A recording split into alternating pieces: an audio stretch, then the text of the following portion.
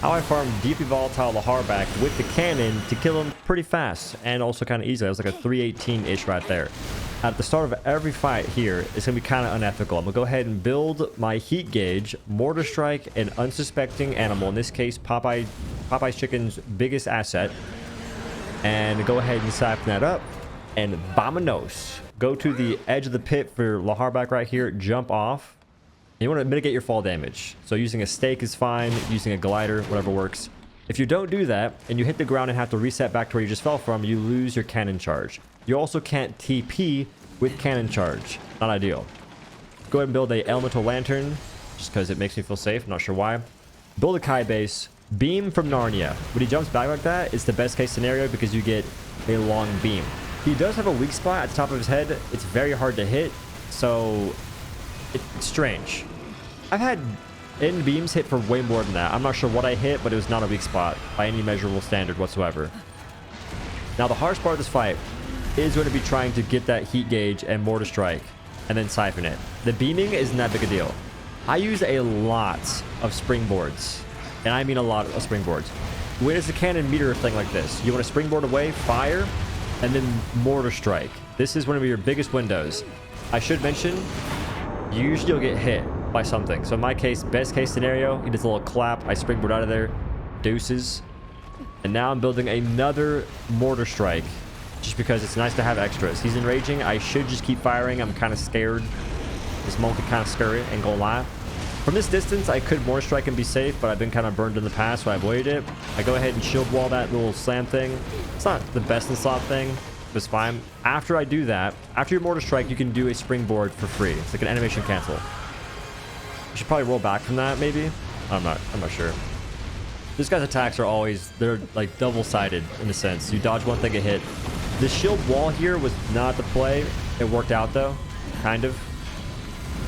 Dodging away. When he's enraged, he does two of these little freaking hand scoop mortar launch things.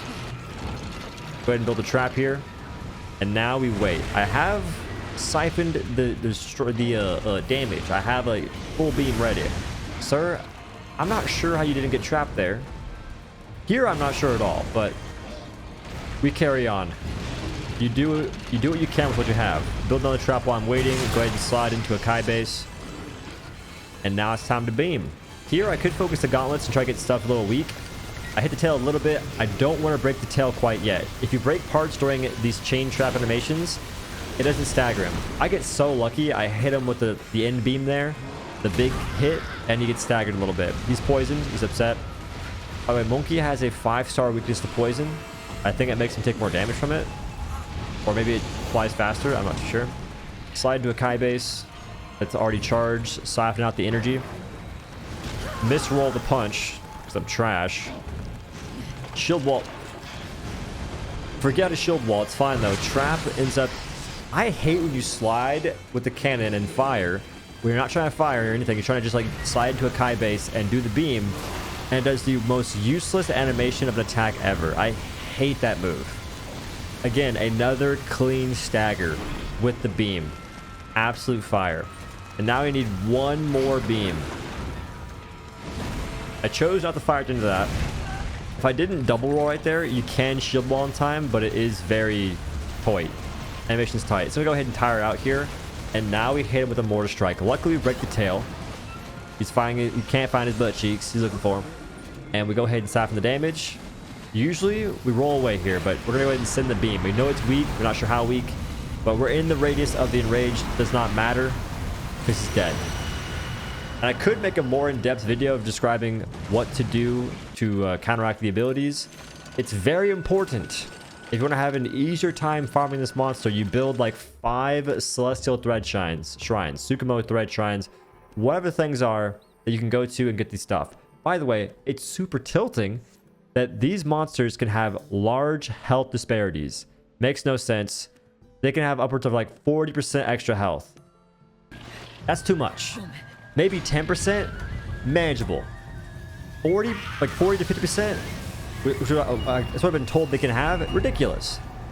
I was going to do live commentary for this fight, by the way, but it's kind of hard. Like having to focus on stuff. The only time I can really talk is when I'm beaming, which is like 10 seconds. But that's a 308.